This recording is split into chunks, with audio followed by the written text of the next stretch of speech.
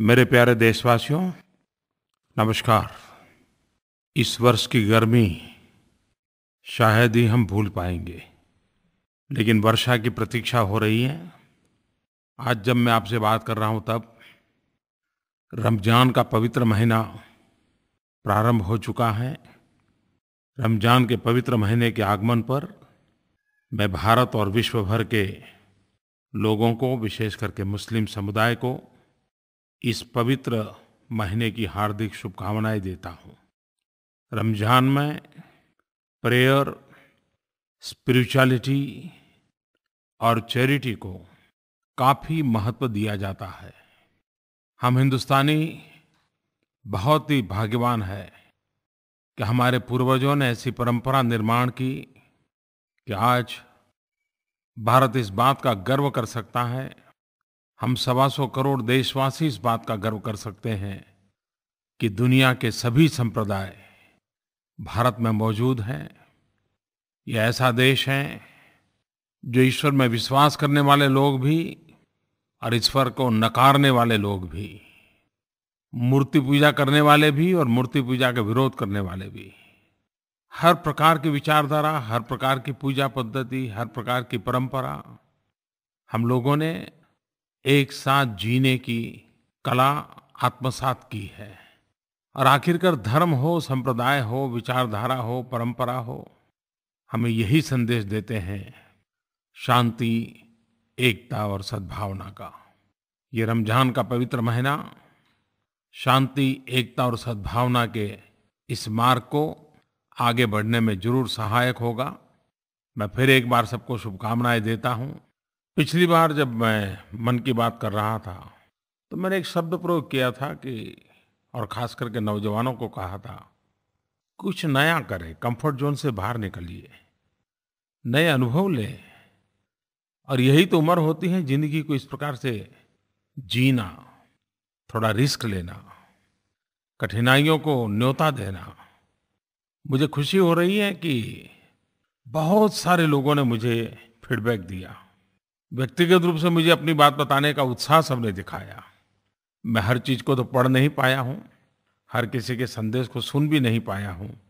इतने ढेर सारी चीज़ें आई हैं, लेकिन मैंने सरसरी नज़र से भी जो देखा, किसी ने संगीत सीखने का प्रयास किया है, कोई नए वाद्य पर हाथ आजमा रहा है, कुछ लोग YouTube का उपयोग करते हुए नई चीज़ें सीखने का प्रयास कर रहे हैं, नई भाषा सीखने का प्रयास कर रहे हैं, कुछ लोग कुकिंग सीख रहे हैं, कुछ नृत्य सीख रहे हैं, कुछ ड्रामा सीख रहे हैं। कुछ लोगों ने तो लिखा है कि हम अब कविताएं लिखना शुरू की हैं। प्रकृति को जानना, जीना, समझना, उस दिशा में प्रयास कर रहे हैं। मुझे बहुत ही आनंद हुआ और मैं एक फ़ोन कॉल तो आपको भी सुनाना चाहूँगा।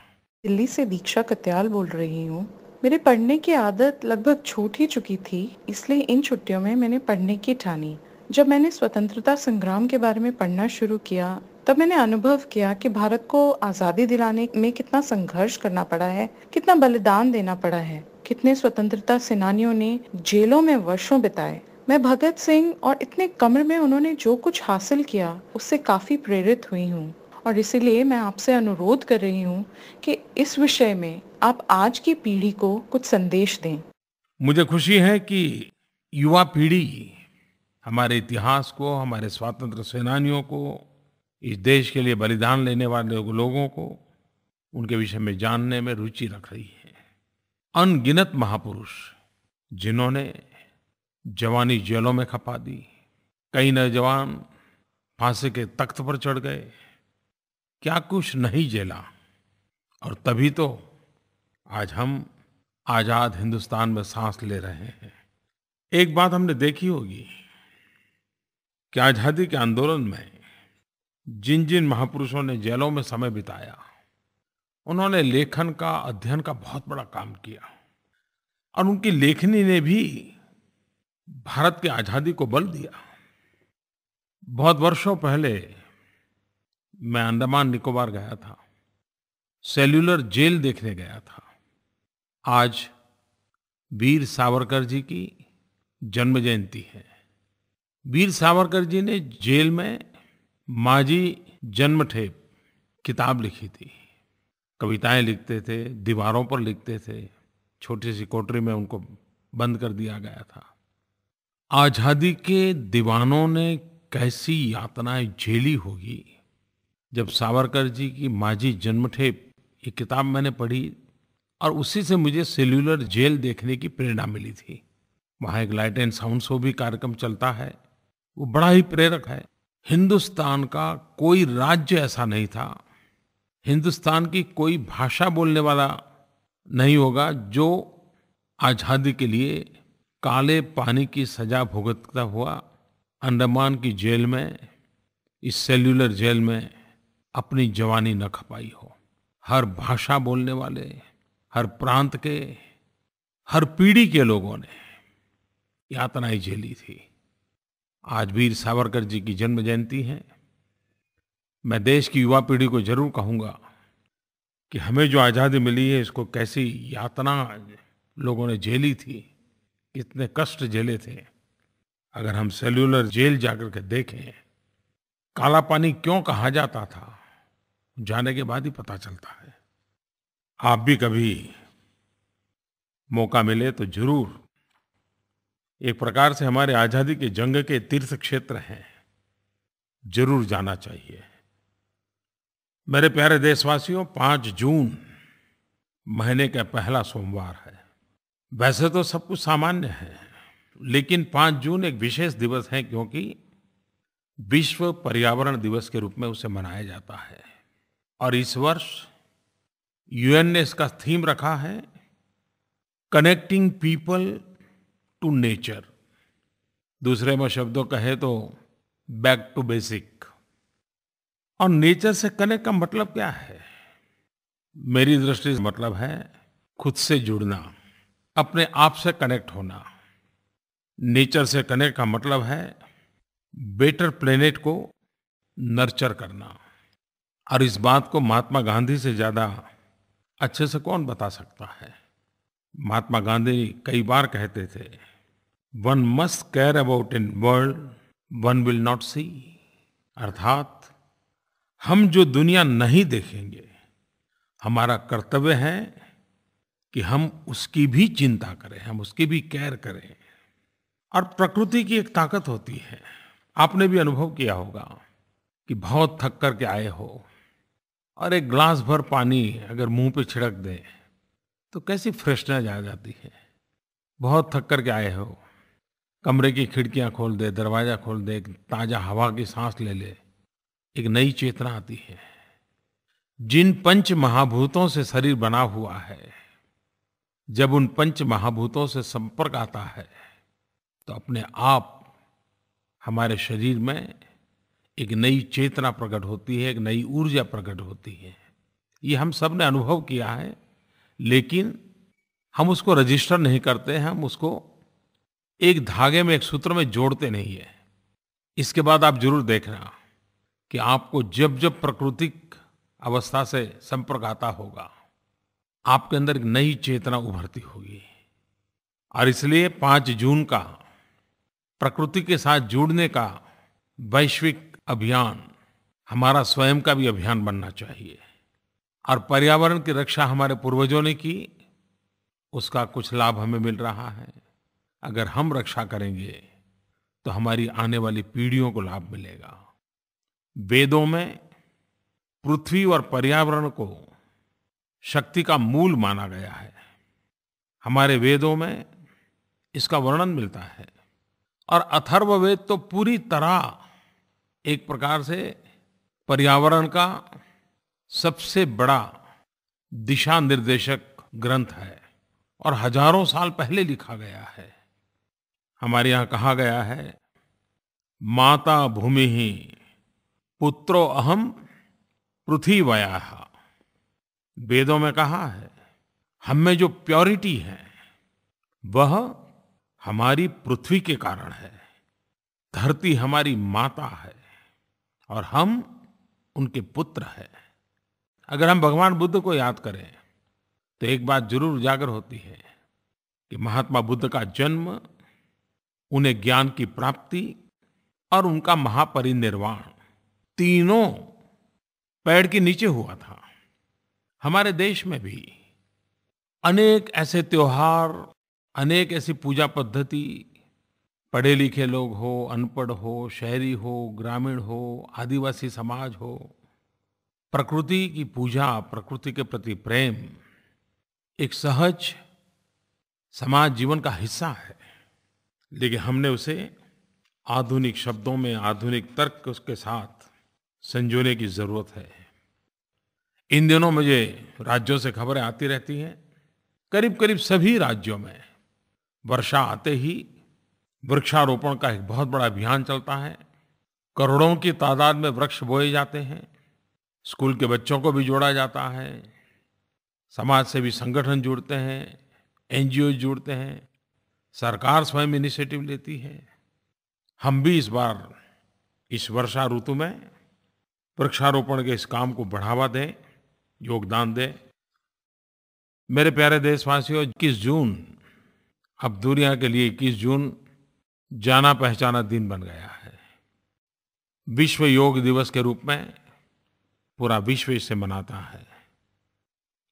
बहुत कम समय में 21 जून का ये विश्व योग दिवस हर कोने में फैल चुका है, लोगों को जोड़ रहा है। एक तरफ विश्व में बिखराव की अनेक ताकतें अपना विकृत चेहरा दिखा रही हैं।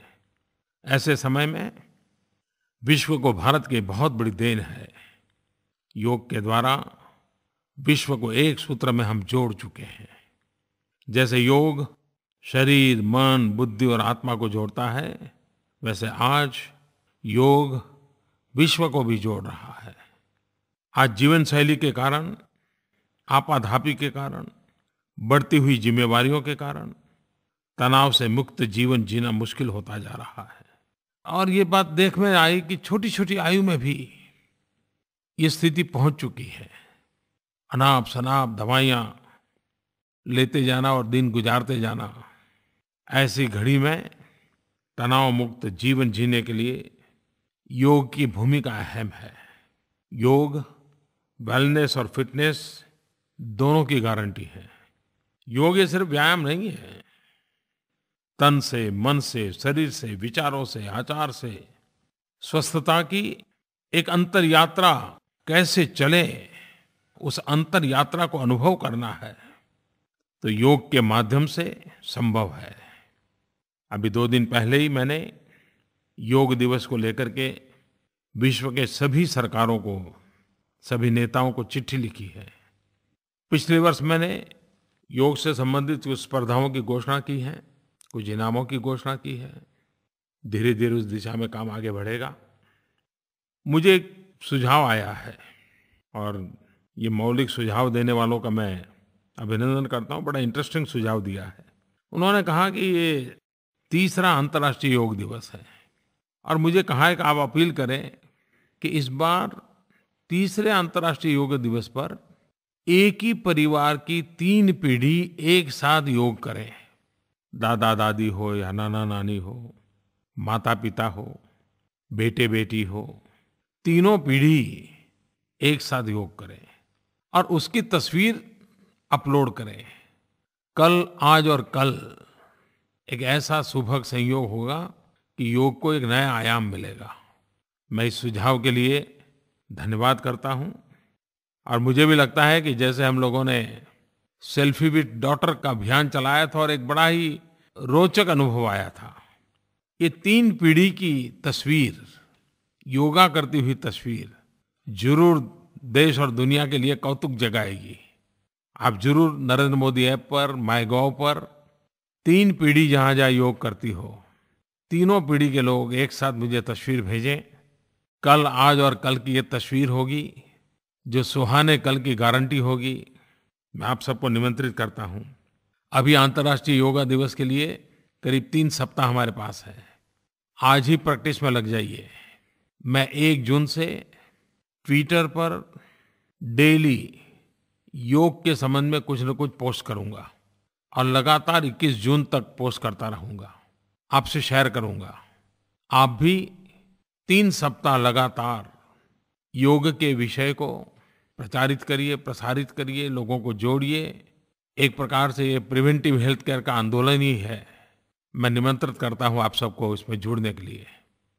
जब से आप लोगों ने मुझे प्रधान सेवक के रूप में कार्य की जिम्मेवारी दी है और लाल किले पर से मैंने जब 15 अगस्त मुझे पहली बार बोलने का अवसर मिला था, स्वच्छता के संबंध में मैंने बात कही थी, तब से लेकर के आज तक हिंदुस्तान के अलग-अलग भागों में मेरा प्रवास होता है और मैंने देखा है कि कुछ लोग बारीकी से मोदी क्या करते हैं, मोदी कहाँ जाते हैं, मोदी ने क्या किया, बराबर फॉलो करते हैं।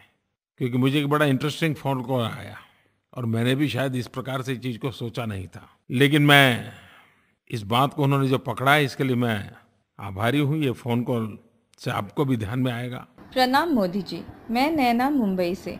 मोदी जी, टीवी पर और सोशल मीडिया में आजकल मैंने हमेशा देखती हूँ आप जहाँ भी जाते हैं वहाँ के लोग साफ सफाई पर विशेष ध्यान देते हैं। मुंबई हो या सूरत, आपके आह्वान पर लोगों ने सामूहिक रूप से स्वच्छता को एक मिशन के रूप में अपनाया है। बड़े तो बड़े, बच्चों में भी स्वच्छता को लेकर जागरूकता आई है। कई बार उन्हें सड़क पर बड़ों को गंदगी फैलाते हुए टोकते हुए देखा है। काशी के घाटों से जो आपने स्वच्छता की एक मुहिम शुरू की थी, वो आपकी प्रेरणा से एक आंदोलन का रूप ले चुकी है। आपकी बात सही है कि मैं जहाँ-जहाँ जाता हूँ वहाँ सरकारी मशीनरी तो सफाई का काम करती हैं, लेकिन इन दिनों समाज में भी एक सफाई का उत्सव बन जाता है। मेरे जाने के 5 दिन पहले, 7 दिन पहले, 10 दिन पहले काफ़ी मात्रा में सफाई के कार्यक्रम होते हैं। मीडिया भी उसको बड़ा प्राधान्य देता है। अभी मैं कुछ दिन पहले कच्छ गया था, गुजरात में। बहुत बड़ा सफाई अभियान चला वहाँ। मैंने भी इसको जोड़ करके नहीं देखा था, लेकिन जब ये फ़ोन कॉल आया तो मैं भी सोचने लगा और मैंने देखा, हाँ, ये बात सही है। आप कल्पना कर सकते हैं मुझे कितना आनंद होता है इस बात को जान करके, और देश भी इन चीज़ों को कैसे बढ़िया ढंग से नोटिस कर रहा है।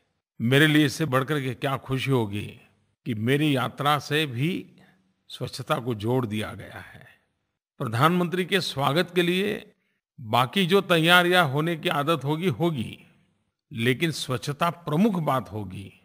ये अपने आप में स्वच्छता प्रेमी किसी को भी आनंददायक है, प्रेरक है। मैं इस स्वच्छता के काम को बल देने वाले सभी को बधाई देता हूँ। किसी ने मुझे एक सुझाव दिया, वैसे वो बड़ा मजाकिया सुझाव है, मैं नहीं जानता हूँ कि मैं इसको कर पाऊंगा कि नहीं कर पाऊंगा। मोदी जी, जब आप प्रवास तय करते समय जो भी प्रवास मांगे उनको कहो कि भाई अगर मुझे बुलाना है तो स्वच्छता का स्तर कैसा होगा, कितना टन कूड़ा कचरा आप मुझे भेंट करोगे, उसके आधार पर मैं अपना प्रवास तय करूं। आइडिया बहुत अच्छा है, लेकिन मुझे सोचना पड़ेगा। लेकिन ये बात सही है कि ये मोमेंट तो बनना चाहिए कि और चीजें भेंट सौगात में देने के बजाय अच्छा ही होगा कि हम भेंट सौगात में इतना टन कूड़ा कचरा सफाई करके दे देंगे। कितने लोगों को बीमार होने से हम बचाएंगे, कितना बड़ा मानवता का काम होगा। एक बात जरूर मैं कहना चाहूंगा कि ये जो कूड़ा कचरा है, इसको हम वेस्ट न माने। वो वेल्थ है, एक रिसोर्स है। इसे सिर्फ गार्बेज के रूप में न देखें। एक बार इस कूड़े कचरे को भी हम वेल्थ मानना शुरू करेंगे तो वेस्ट मैनेजमेंट के कई नए-नए तरीके हमारे सामने आएंगे। स्टार्टअप में जुड़े हुए नौजवान भी नई-नई योजनाएं लेकर के आएंगे, नए-नए इक्विपमेंट लेकर के आएंगे। भारत सरकार ने राज्य सरकारों की मदद के साथ, शहरों के जनप्रतिनिधियों की मदद के द्वारा वेस्ट मैनेजमेंट का एक बड़ा महत्वपूर्ण अभियान छेड़ना तय किया है। 5 जून विश्व पर्यावरण दिवस पर देश के करीब 4000 नगरों में सॉलिड वेस्ट, लिक्विड वेस्ट, इसको कलेक्ट करने के लिए उस प्रकार के साधन उपलब्ध होने वाले हैं। 2 प्रकार के कूड़ेदान उपलब्ध होंगे, एक ग्रीन कलर का, दूसरा ब्लू कलर का। 2 प्रकार के वेस्ट निकलते हैं, एक लिक्विड वेस्ट होता है और एक ड्राई वेस्ट होता है। अगर हम डिसिप्लिन फॉलो करें, इन 4000 नगरों में ये जो कूड़ेदान रखे जाने वाले हैं, सूखा कचरा नीले कूड़ेदान में डालें और गीला कचरा हरे कूड़ेदान में डालें।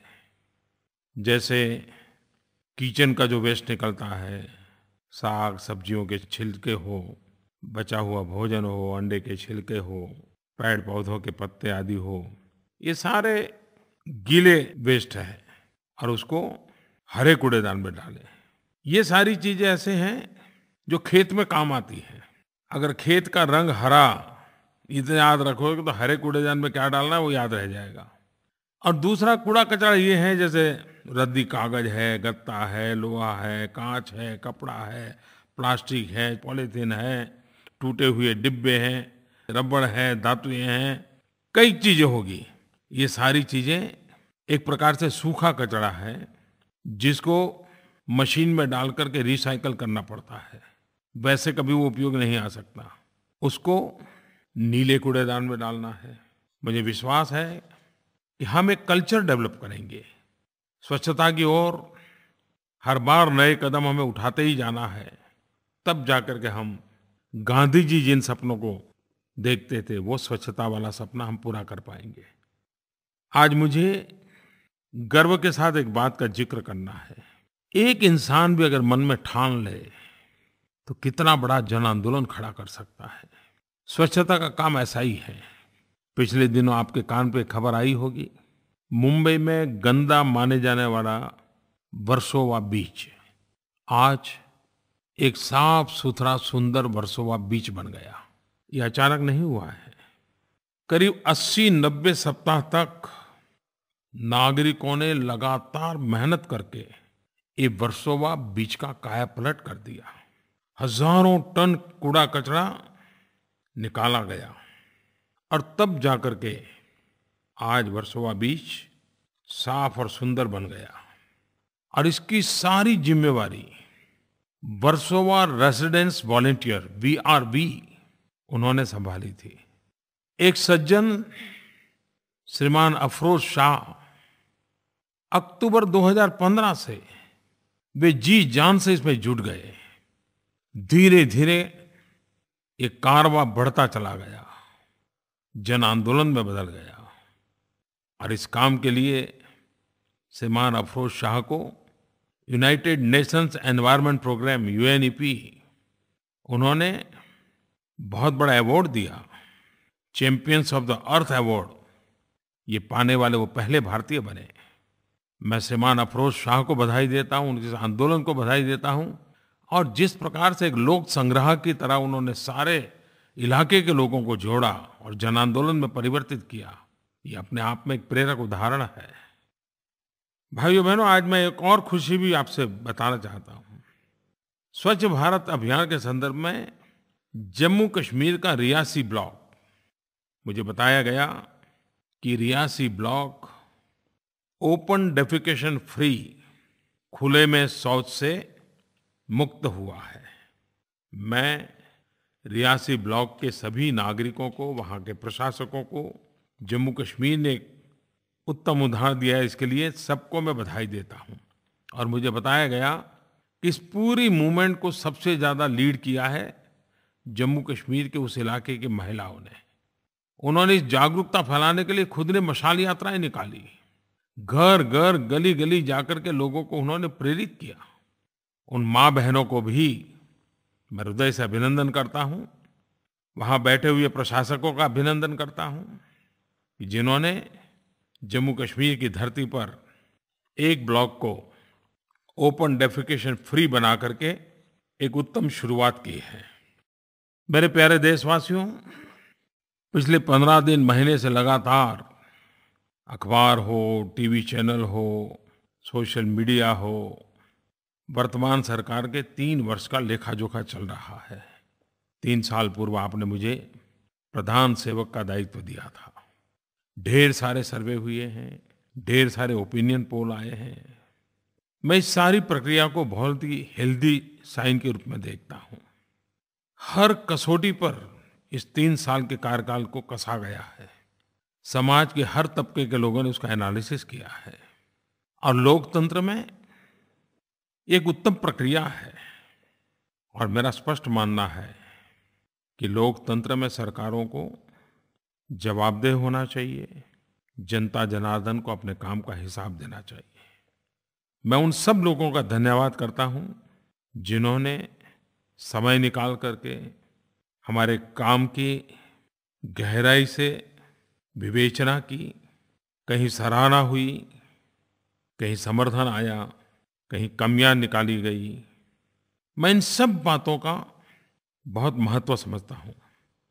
मैं उन लोगों को भी धन्यवाद देता हूँ जिन्होंने क्रिटिकल और इम्पोर्टेंट फीडबैक दिए हैं। जो त्रुटियां होती हैं, कमियां होती हैं, वो भी जब उजागर होती हैं तो उससे भी सुधार करने का अवसर मिलता है। बात अच्छी हो, कम अच्छी हो, बुरी हो, जो भी हो, उसमें से ही सीखना है और उसी के सहारे आगे बढ़ना है। कंस्ट्रक्टिव क्रिटिसिज्म लोकतंत्र को बल देता है। एक जागरूक राष्ट्र के लिए, एक चैतन्यपूर्ण राष्ट्र के लिए ये मंथन बहुत ही आवश्यक होता है। मेरे प्यारे देशवासियों, मैं भी आपकी तरह एक सामान्य नागरिक हूँ और एक सामान्य नागरिक के नाते अच्छी बुरी हर चीज़ का प्रभाव मुझ पर भी वैसा ही होता है जैसा किसी भी सामान्य नागरिक के मन पर होता है। मन की बात कोई उसको एक तरफा संवाद के रूप में देखता है, कुछ लोग उसको राजनीतिक दृष्टि से टीका टिप्पणी भी करते हैं, लेकिन इतने लंबे तजुर्बे के बाद मैं अनुभव करता हूँ, मैंने जब मन की बात शुरू की तो मैंने भी सोचा नहीं था। मन की बात इस कार्यक्रम ने मुझे हिंदुस्तान के हर परिवार का एक सदस्य बना दिया है। ऐसा लगता है जैसे मैं परिवार के बीच में ही घर में बैठ करके घर की बातें करता हूँ। और ऐसे सैकड़ों परिवार हैं जिन्होंने मुझे ये बातें लिख करके भी भेजी है। और जैसा मैंने कहा कि एक सामान्य मानवी के रूप में मेरे मन पे जो प्रभाव होता है, अभी 2 दिन पूर्व राष्ट्रपति भवन में आदरणीय राष्ट्रपति जी, आदरणीय उपराष्ट्रपति जी, आदरणीय स्पीकर महोदया, सबने मन की बात की एक एनालिटिकल बुक का समारोह किया। एक व्यक्ति के नाते, सामान्य नागरिक के नाते ये घटना मुझे बहुत ही उत्साह बढ़ाने वाली है। मैं राष्ट्रपति जी, उपराष्ट्रपति जी का, स्पीकर महोदय का आभारी हूँ कि उन्होंने समय निकाल करके इतने वरिष्ठ पद पर बैठे हुए लोगों ने मन की बात को ये अहमियत दी। एक प्रकार से अपने आप में मन की बात को एक नया आयाम दे दिया। हमारे कुछ मित्र इस मन की बात की किताब पर जब काम कर रहे थे तो मेरे से भी कभी चर्चा की थी, और कुछ समय पहले जब इसकी बात चर्चा में आई तो मैं हैरान था। अबू धाबी में रहने वाले एक आर्टिस्ट अकबर साहब के नाम से जाने जाते हैं, अकबर साहब ने सामने से प्रस्ताव रखा कि मन की बात में जो विषयों पर चर्चा हुई है वो अपनी कला के माध्यम से उसके स्केच तैयार कर करके देना चाहते हैं, और एक भी रुपया लिए बिना अपना प्यार जताने के लिए अकबर साहब ने मन की बातों को कला का रूप दे दिया। मैं अकबर साहब का आभारी हूँ। मेरे प्यारे देशवासियों, अगली बार जब मिलेंगे तब तक तो देश के हर कोने में बारिश आ चुकी होगी, मौसम बदल गया होगा, परीक्षाओं के परिणाम आ चुके होंगे, नए सिरे से विद्या जीवन का आरंभ होने वाला होगा, और बरसात आते ही एक नई खुशनुमा, एक नई महक, नई सुगंध। आइए हम सब इस माहौल में प्रकृति के प्रति प्यार करते हुए आगे बढ़ें।